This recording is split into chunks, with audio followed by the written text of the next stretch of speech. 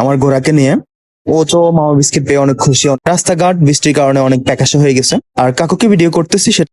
এখন আমরা মেইন রোডে উঠে পড়লাম। আমাদের ভবতোষ দাদা শাটার উঠাচ্ছে। এখন আমি আমার গন্তব্যে পৌঁছে গেলাম।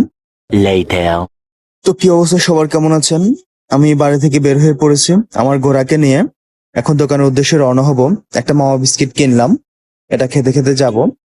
সাইকেলে উঠে পড়লাম। এখন দেখি আমার জন্য আরেকজন অপেক্ষা করতেছে। ওই যে ওর সামনে, ওকে দেখা যাচ্ছে, ও আমার জন্য দাঁড়িয়ে আছে। ও তো মামা বিস্কিট পেয়ে অনেক খুশি, অনেকদিন পরে পেয়েছে। সো ওকে দিলাম, আমিও একটা খাই। খেয়ে আমরা আবার আগের মতো রওনা শুরু করলাম। ও সাইকেল চালাচ্ছে, আমিও চালাচ্ছি। রাতে বৃষ্টি হওয়ার কারণে পরিবেশটা অনেক সুন্দর দেখাচ্ছে। নীলাটে ভাব, সবুজ শ্যামল সেই প্রকৃতি। রাস্তাঘাট বৃষ্টির কারণে অনেক প্যাকাশে হয়ে গেছে। সো আমিও সাইকেল চালাচ্ছি ধীরে সুস্থে। আর কাকুকে ভিডিও করতেছি, সেটা কাকু মেবি দেখতেছে। দেখে রাগান্বিত হয়ে দাঁড়িয়ে পড়েছে। আমি তো ভয়ে সাইকেল চালিয়ে দ্রুত চলে গেলাম। একটা মেয়ে রাস্তা দিয়ে হেঁটে স্কুলে যাচ্ছে, অনেকেই রাস্তা পার হচ্ছে মই দিয়ে, এই আর কি। সো একটা ছেলে ওর মতো ছোট থাকতে আমরা করতাম, স্কুল পাখি দিয়ে আইসক্রিম খাচ্ছে, মাদ্রাসায় গেল না।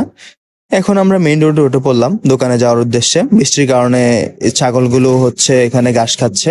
এটা অনেক সুন্দর একটা বাড়ির রাস্তার পাশে।